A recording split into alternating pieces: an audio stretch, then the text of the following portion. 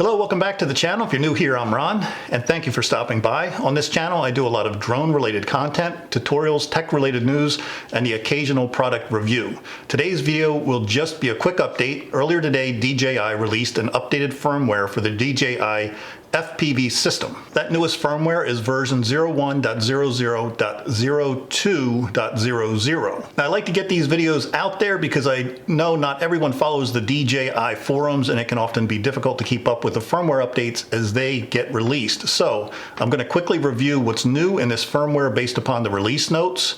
Just remember, if you update the firmware for your DJI FPV system, that you need to ensure that all your components get this firmware update. This means that your DJI Air Unit, your DJI Goggles, and your DJI Remote Controller all need to be running the same version of firmware, and everything will then perform and operate properly.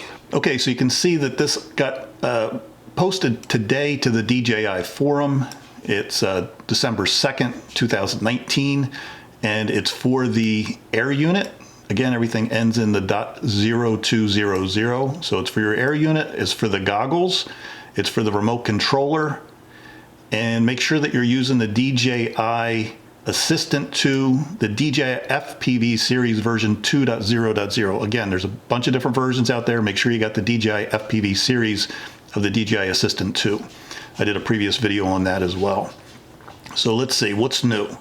First, they added support for recording AV in analog video transmission. And I'm going to take some of these without a lot of detail. A lot of times DJI puts these postings out there. There's not a lot of detail in them. So unless you're actually familiar with the issue, sometimes it's a little vague understanding what the specifics of these are.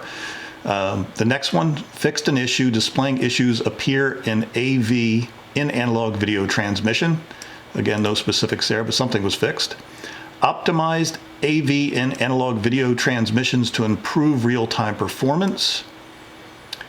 Added ability to customize the on-screen display information for the goggles, which supports 24 OSD items for information items in total to display GPS information. Enable the UART port, which is connected to the GPS in Betaflight software. Added the ability to adjust frame rate and bit rate according to the distance and the channel bandwidth when the transmission distance is more than 1 kilometer. Added support to connect the remote controller via USB cable to PC to play the simulator. Okay. The simulator software needs to support USB HID input. Now, I tested this one actually earlier today because I did a previous video on this, and now you can just use the USB-C port on your remote controller and connect that right to your computer via the USB cable. So that I did test, and it does work.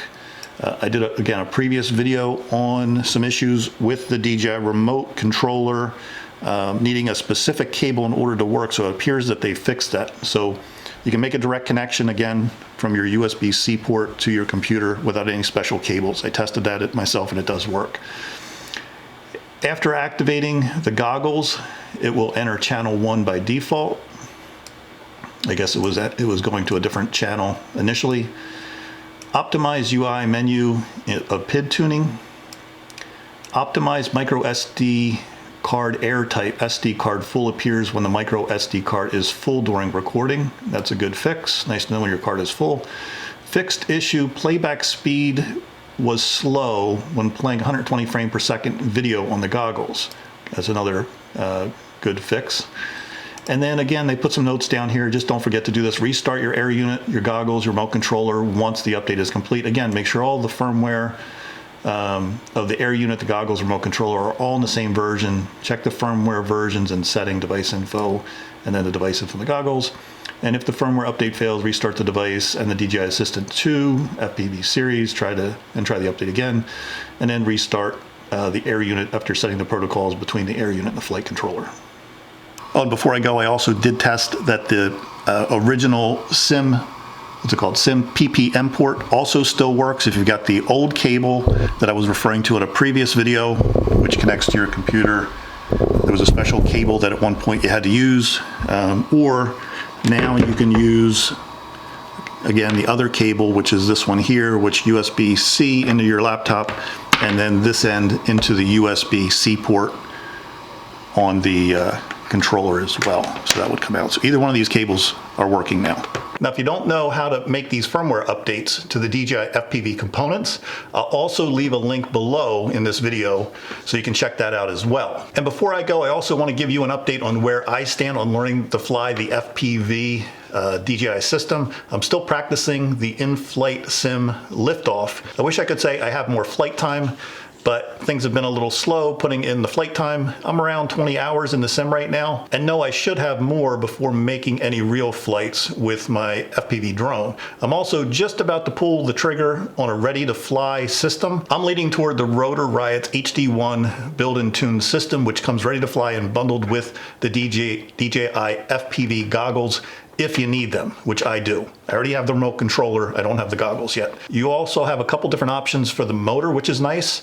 The thought here is that I want to get in the air as soon as possible, and I'll learn as I go should I crash this drone, and I know I will. But it really looks like a solid build. I'll leave a link below if you want to check out this FPV drone for yourself. If you have any other recommendations for me regarding a possible first FPV drone purchase, I'd love to hear them.